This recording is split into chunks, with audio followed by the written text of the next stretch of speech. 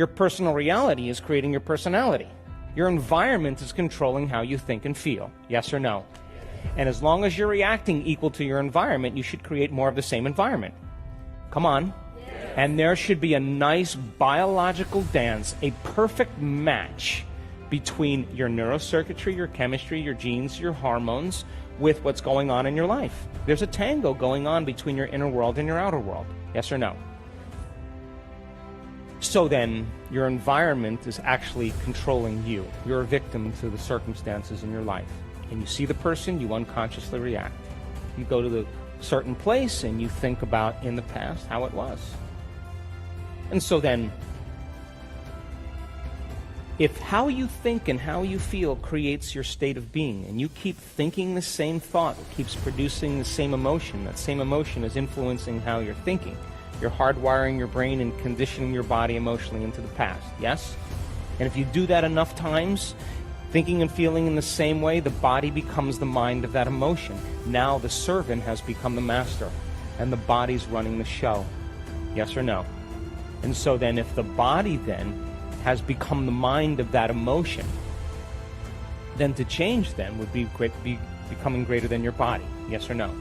And if your environment has that much influence on how you're thinking and feeling, then to change then is to be greater than your environment. Yes or no?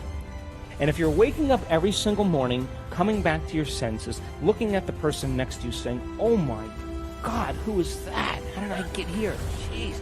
Wait, let me think of all my problems. Okay, I'm starting to feel like myself. Let me get my cell phone. Let me check. Okay, now I'm feeling like myself. And then you get up and you go through the same routine behaviors in your habitat. You have the vision of the toilet, and the next thing you know, you're in front of the toilet. Then while you're on the toilet, you have the vision of the coffee maker, and there you are, you're in front of the coffee maker. And then while you're drinking your coffee, you have the vision of the shower, and there you are in the shower. And while you're in the shower, you get super creative about the clothes you're going to wear, and next thing you know, you're dressed.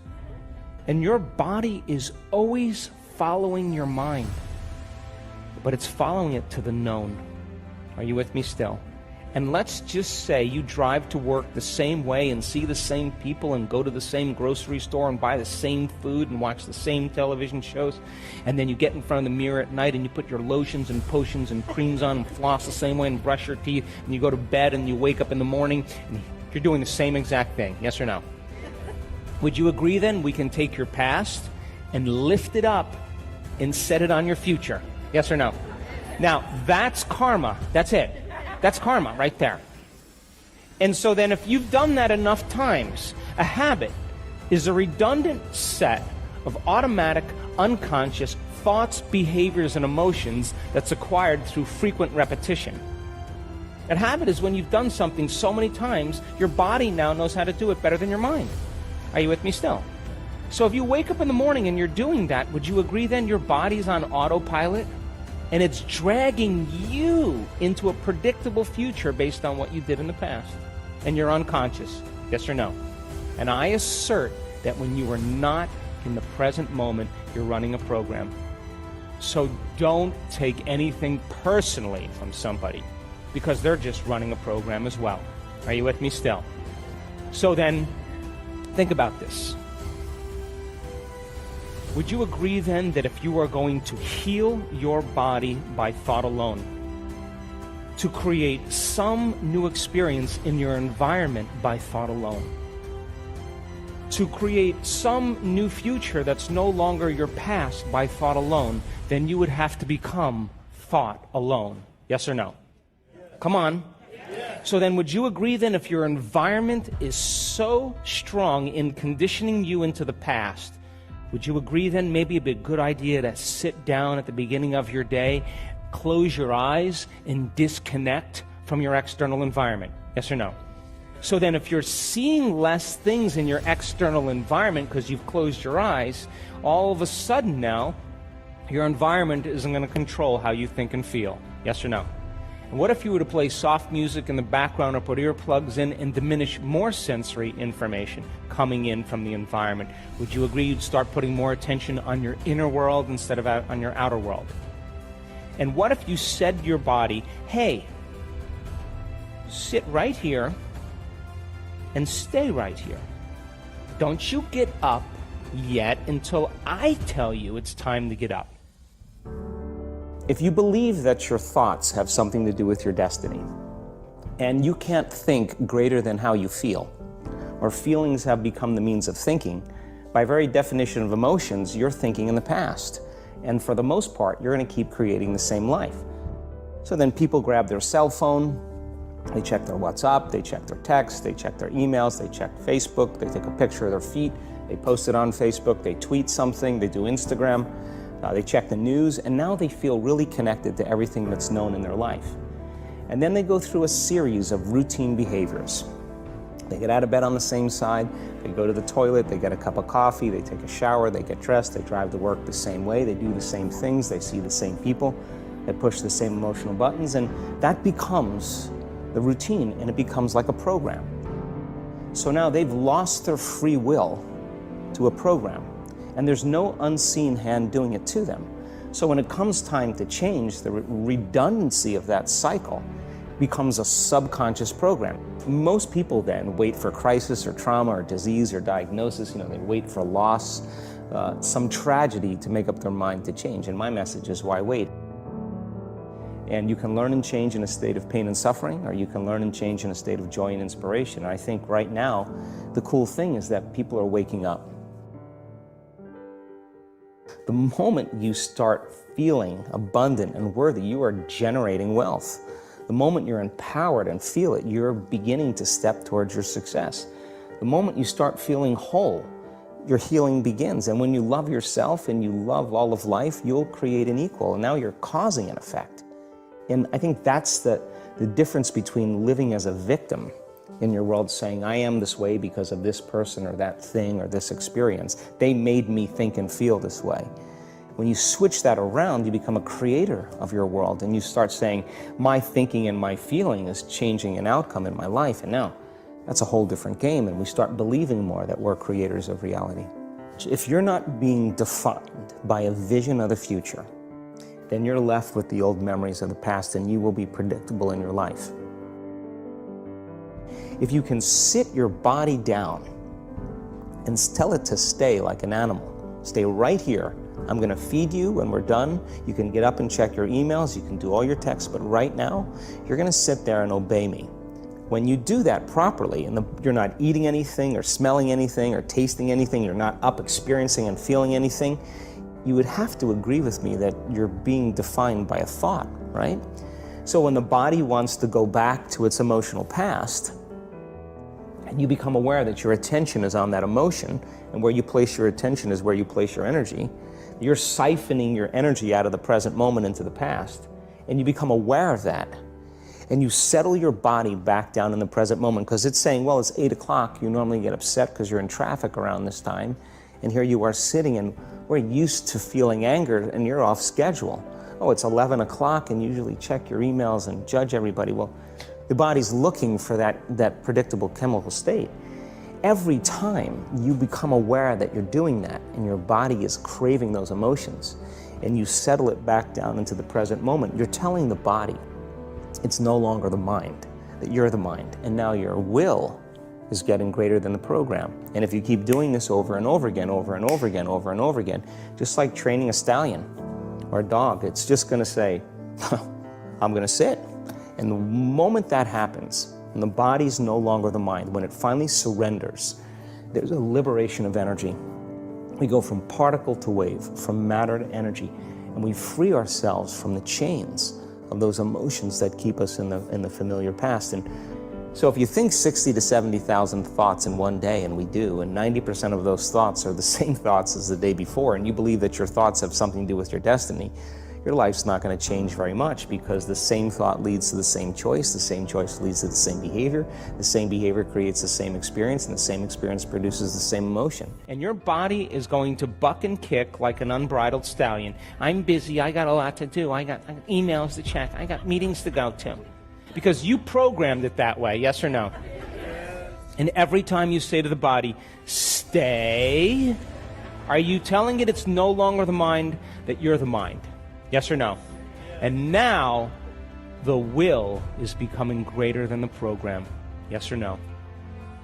And all of a sudden, if you became conscious that you were angry or emotional or suffering, and you became aware that that emotion was keeping you into the past and driving your brain into high beta, and you became aware of it, and then you settled your body back down into the present moment, and you kept taking it out of the past, sooner or later the animal is going to surrender. Yes or no?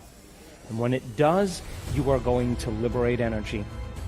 You are going to go from particle to wave, from matter to energy. And when that happens now, all of a sudden, you start feeling a little bit more joy, and energy starts to move right there. Are you with me still? And if you are uncompromising to the eternal present moment, the generous present moment, and you keep coming back to the present moment, coming back to the present moment, and you understand where you place your attention is where you place your energy, and you're no longer thinking about the people you have to see and the places you have to go and your cell phone and your computer and your emails and the news, and you keep returning your attention back to the present moment, would you agree then you're disinvesting your energy out of the known future and you're making room for the unknown in your life? Yes or no? So then, in meditation then, if you are literally going to make some type of change and affect your outer world, you're going to have to put most of your attention on your inner world, and you're going to have to become greater than the conditions in your environment and disconnect from your environment. You're going to have to sit your body down and overcome your body, and you're going to have to transcend time. Are you with me still? So then when you're living by the hormones of stress and you're in a threatening situation and the survival gene is turned on, then you're going to spend the most of your time thinking about your environment. Yes or no? And what is your environment made of? People, pets, things, objects, places, time. Yes or no? And when you're living by the hormones of stress and that survival gene is conditioned and turned on, would you agree that you better pay attention to your body if you're being chased by Mr. Big? Yes or no? So most people start to put all of their attention on their body, and they start believing that they're their body. Are you with me still?